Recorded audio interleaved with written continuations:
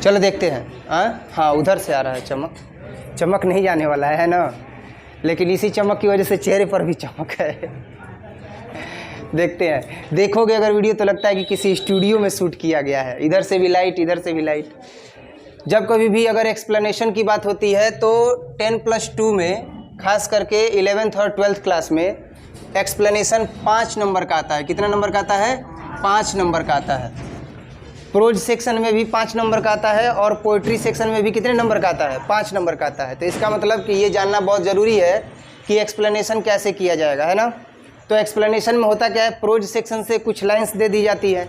जैसे हम लोगों ने पढ़ा है इंडियन सिविलाइजेशन एंड कल्चर, सबसे पहला चैप्टर है ना, भारतीय सभ्यता एवं संस्कृति, रिटन बाय महात्मा गांधी, है ना, महात्मा गांधी जी के द्वारा लिखा गया था।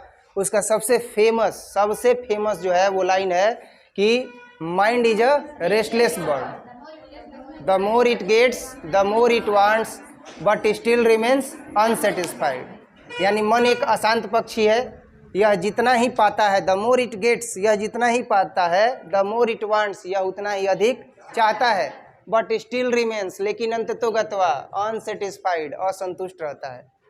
मतलब कि मन एक ऐसा पक्षी है जो अशांत रहता है, इसको जितना ही दीजिएगा यह उतना ही पाने की कोशिश करेगा, और पा भी लेगा तो क्या होगा? असंतुष्ट रहेगा। इसको कभी भी संतुष्ट किया ही नहीं जा सकता है मन को। इसीलिए क्या किया जाता है? मन को नियंत्रण में रखा जाता है। जो व्यक्ति मन को नियंत्रण में रख लेता है वो व्यक्ति अपना जीवन खुशमय बिताता है, और जो व्यक्ति मन को नियंत्रण में नहीं रखता है वो खुशमय नहीं बिताता है, दुखी रहता है कि फलाने व्यक्ति के पास कार है, हमारे पास तो है ही नहीं। मन को नियंत्रित करो, उसके पास कार है तो तुम्हारे पास साइकिल है। खुशियों का जो है वह पैसों से लेना देना नहीं है। ये भी इसी चैप्टर में हम लोग पढ़े थे। ऐसा नहीं है कि जो रिच लोग होते हैं वो लोग प्रायः खुश देखे जाते हैं और जो गरीब लोग होते हैं वो दुखी देखे जाते हैं, बल्कि ऐसा देखा जाता है कि जो दुखी लोग होते हैं, जो गरीब लोग होते हैं, वो ज़्यादा खुश होते हैं। Happiness is dependent on the state of mind. खुशियों का जो स्तर होता है वह क्या होता है? वह माइंड के स्टेट पर निर्भर करता है, पैसों पर निर्भर नहीं करता है। हमारे पास कुछ नहीं, हमारे पास 30 गो विद्यार्थी, हम इसी में खुश हैं। हमारे पास 30 गो विद्यार्थी है कि नहीं, और किसी के पास 150 विद्यार्थी है और उसके आंख में खटक रहे कि 30 के 30 हमारा भी रिकाय निकल सनावत, वो दुखी है। बात समझ में आ रहा है? वो अभी दुखी है, वो अपनी अवस्था से खुश नहीं है। वो खुश नहीं है इसलिए क्योंकि उसके पास अभी 30 कम हो गए। अगर कोचिंग नहीं रहता ये तो वो 30 वहीं जाते। बात समझ में आ रहा है? तो ऐसा सब सुनने में आता है, इसी वजह से ये एग्जाम्पल दिए कि खुश रहना जो है वह मानसिक अवस्था पर क्या करता है? निर्भर करता है। तो आपके पास संपत्ति है, आप खुश नहीं हो, आपके पास कुछ भी नहीं है, आप मन की अवस्था से क्या हो? खुश हो। इसीलिए कहा जाता है happiness is dependent on, largely dependent on mental condition या स्टेट ऑफ माइंड। सही है। अब यहाँ पर हम लोग आगे आते हैं और इस चैप्टर में जो है एक्सप्लेनेशन उसकी बात करेंगे कि एक्सप्लेन क्या करना है। वो तो लेसन 1 का है, हो चुका है कि नहीं? तो समझ में है ना कि खुश कैसे रहना है। खुश नहीं रहना है, ऐसे नहीं रहना है कि अरे हमारा तो बार झड़ता, लो ये अभिषेक के बार खूब लंबा, अब दुखी हो जाए, तो इससे कुछ होने वाला नहीं है। नहीं झड़ रहा है, देख नहीं रहे हो। हमारी माता श्री कहती हैं कि जब तक बिया हुई तब तक मैं बार झड़ जाई, कौन लेके बिया है ना करी। हम बोले सही बता रहे हैं। वो डायरेक्ट वो बोलती हैं कि जब सारा बाल झड़ जाएगा तो तुमसे कोई शादी ही नहीं करेगा। हमको ऐसा कोई बात नहीं है, बाल झड़ जाएगा, जो समझदार होगा शादी कर लेगा, है कि नहीं। अब बाल झड़ रहा है तो कम अवस्था में शादी करना जरूरी थोड़े ना है। देखा जाए किस तरीके से एक्सप्लेनेशन किया जाएगा, है ना। Here lies a most beautiful lady, here lies a most beautiful lady. यहाँ एक खूबसूरत महिला, यहाँ एक खूबसूरत औरत क्या है? लेटी हुई है, सोई हुई है। Light of step and heart was see, light of step, प्रकाश की तरफ कदम बढ़ाने वाली। प्रकाश की तरफ कदम बढ़ाने वाली मतलब कि वह अच्छे मार्ग पर चलने वाली है। अच्छे मार्ग पर चलने का मतलब हो गया कि लाइट ऑफ स्टेप, स्टेप मतलब कदम होता है, light of step and heart was see, अर्थात उनका हृदय जो है वह प्रकाश से दीप्तिमान है और वह कहाँ बढ़ने वाली है? प्रकाश की ओर बढ़ने वाली है। अर्थात उनका हृदय जो है वह स्वच्छंद है, उसमें कोई भी कल छपट नहीं है, वो प्रकाश से दीप्तिमान है और वह हमेशा ही नेक कार्यों की तरफ आगे बढ़ती है। Light of step and heart was she. I think she was the most beautiful lady, मैं सोचता हूं कि वह एक खूबसूरत महिला है। She was the most beautiful lady, वह एक खूबसूरत महिला थी, पास्ट में है, वो गुजर चुकी है। I think she was the most beautiful lady, मैं यह सोचता हूँ कि वह सबसे खूबसूरत महिला थी। That ever was in the west country, शायद ही पश्चिमी देशों में उनकी जैसी कोई महिला हो। और ये कहाँ से लिया गया है कुछ पता नहीं है, तो जो अध्ययन किया रहेगा उसे पता रहेगा।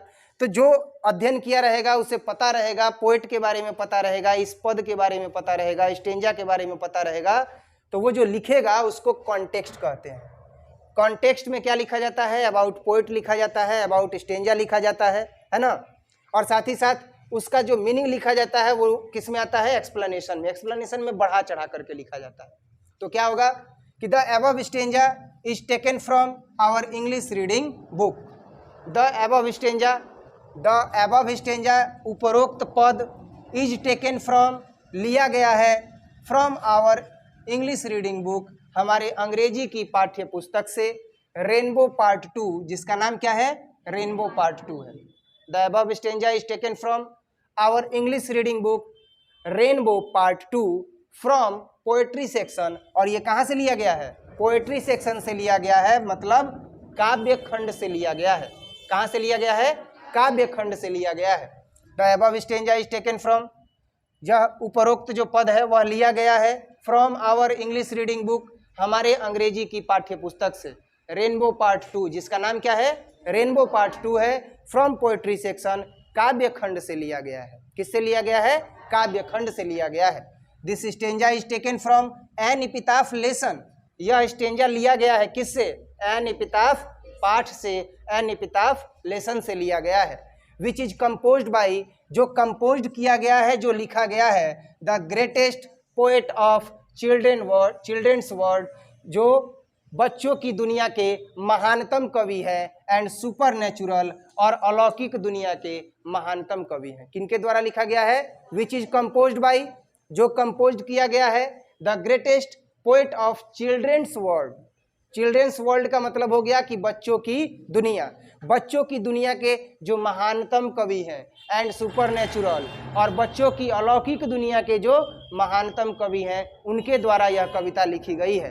वॉल्टर डे ला मेयर, जिनका नाम क्या है? वॉल्टर डे ला मेयर है। कवि का नाम क्या है?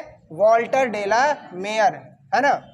इन हिज पोएम्स, इनकी कविताओं में, there is a note of melancholy, एक अकेलेपन का भाव पाया जाता है, एक उदासीनता का भाव पाया जाता है। इनकी कविताओं में, इन हिज पोएम्स प्लूरल है, POEMS, इन हिज पोएम्स, इनकी कविताओं में, there is a note of melancholy, उदासीनता का भाव पाया जाता है, अकेलेपन का भाव पाया जाता है, निराशा का भाव पाया जाता है। ही ऑलवेज शोज हिज जीनियस, वह हमेशा ही अपनी प्रतिभा को प्रदर्शित करते हैं। ही ऑलवेज शो हिज जीनियस, वह हमेशा ही अपने जीनियस को शो करते हैं, वह हमेशा ही अपनी प्रतिभा को प्रदर्शित करते हैं। By evincing fresh interest in old themes, पुराने लयों को नया रुचि दे करके, पुराने लयों को नया रुचि दे करके वह अपनी प्रतिभा को क्या करते हैं? शो करते हैं, प्रदर्शित करते हैं। पुराने लयों को नया रुचि देने का मतलब क्या हुआ ये समझो। जैसे पुराना लय क्या है? पुराना लय था कि एक गीत था, गीत ही हम भूल जाते हैं ना, गीत ही हम भूल जाते हैं। एक गीत था जो अभी देखे होंगे कि कोई गायक है, वो गाते हैं, भूल रहे हैं हम, हाँ यही देखो ना, यही देखो, रस के कमर है ना, रस के कमर पुराना वर्जन है ना। तो वो पुराना गाना था और पुराने गाने को क्या कर दिया गया? नया कर दिया गया। इसमें धुन वगैरह भी चेंज कर दिया गया। जो आजकल के न्यू जनरेशन के जो पोएट लोग हैं, वो लोग इसको क्या किए? वो लोग इसको रीजेनरेट कर दिए, इसको फिर से गा दिए, है कि नहीं? तो उसी तरीके से ये भी क्या करते हैं? ओल्ड थीम्स को एक फ्रेश इंटरेस्ट दे करके और सामने ला देते हैं।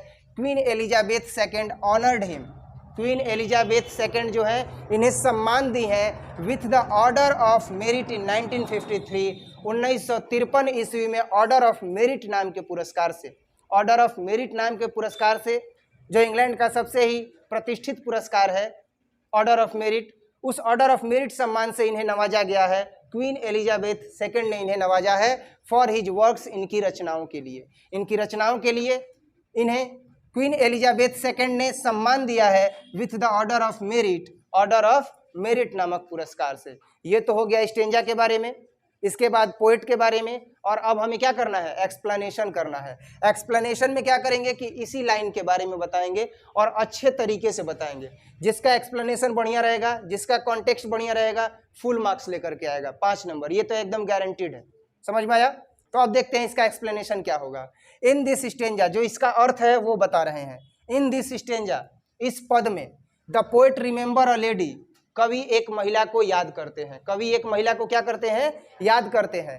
हु इज हिज वाइफ, जो इनकी पत्नी है, एंड पास्ट अवे, और गुजर चुकी है, बिफोर सम टाइम्स, कुछ दिन पहले ही उनकी पत्नी क्या हो चुकी है, गुजर चुकी हैं। और वो इस स्टेंजा की मदद से उन्हें याद करते हैं, एक लेडी को याद करते हैं। और वह लेडी कौन है, तो इनकी पत्नी है। And passed away before some days, और कुछ दिनों पहले, सम डेज, कुछ दिनों पहले वह क्या हो चुकी है, गुजर चुकी है। ही रिमेंबर हर, वह उन्हें याद करते हैं। किन्हें याद करते हैं, अपनी पत्नी को, उस महिला को याद करते हैं। As a most beautiful lady, एक बहुत ही खूबसूरत औरत के रूप में। इन द वेस्ट कंट्री, पश्चिमी देश के सबसे खूबसूरत महिला के रूप में उन्हें याद करते हैं। ही सेज दैट, वह कहते हैं कि अ लेडी, एक औरत, who has the most beautiful heart, जिसके पास सबसे खूबसूरत हृदय है, and always hopeful for her life, और जो अपने जीवन के लिए हमेशा होपफुल थी, जो अपने जीवन के लिए हमेशा आशापूर्ण थी। इज लाई हियर, यहाँ लेटी हुई है, अर्थात वह मृत हो चुकी है। एक ऐसी औरत जो आशा से भरी रहती थी, जिसके जीवन में आशाएं ही आशाएं थी, और उसका हृदय एकदम सुंदर था, आज वो यहाँ लेटी हुई है। कब्र की तरफ इशारा करके कहते हैं कि आज वो यहाँ लेटी हुई है।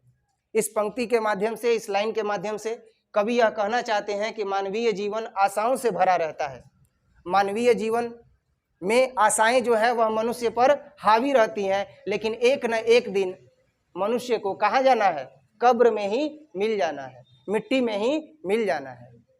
तो ये जो है वो डबल मीनिंग यहाँ पर निकलता है। क्या निकलता है कि who has the most beautiful heart, उस औरत के पास क्या था, बहुत ही सुंदर हृदय था। And always hopeful for her life, और वह अपने जीवन के लिए हमेशा ही आशापूर्ण रहती थी, होपफुल रहती थी। इज लाई हियर, वह यहाँ लेटी हुई है, वह यहाँ लेटी हुई है, अर्थात वह कब्र में चली गई है।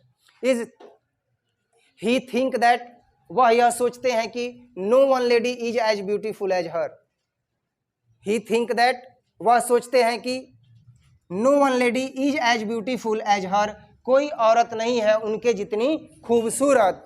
इन द होल वेस्ट कंट्री, संपूर्ण पश्चिमी देशों में उनके जैसी खूबसूरत महिला और कोई नहीं है। The poet missed her so much, जो कवि है वह उन्हें बहुत ज़्यादा याद करते हैं। The poet missed her so much, कवि उन्हें बहुत ज़्यादा याद करते हैं। As a good and most beautiful lady, एक अच्छी और खूबसूरत महिला के रूप में। इन हिज लाइफ, अपने जीवन में in his life the poet missed her so much, कवि उन्हें बहुत ज़्यादा याद करते हैं। As a good and most beautiful lady, एक सुंदर और खूबसूरत और अच्छी महिला के रूप में। इस तरीके से हम लोगों ने ये पहला जो लाइन था उसका एक्सप्लेनेशन देखा है ना। अब इसके बाद जो है वो हम लोग सेकंड एक्सप्लेनेशन भी देखेंगे, है ना। टाइम है? अब इसके बाद सेकंड एक्सप्लेनेशन हम लोग सेकंड क्लास में देखेंगे, ठीक है। आज के लिए बस इतना ही, ठीक है। मिलते हैं नेक्स्ट क्लास में।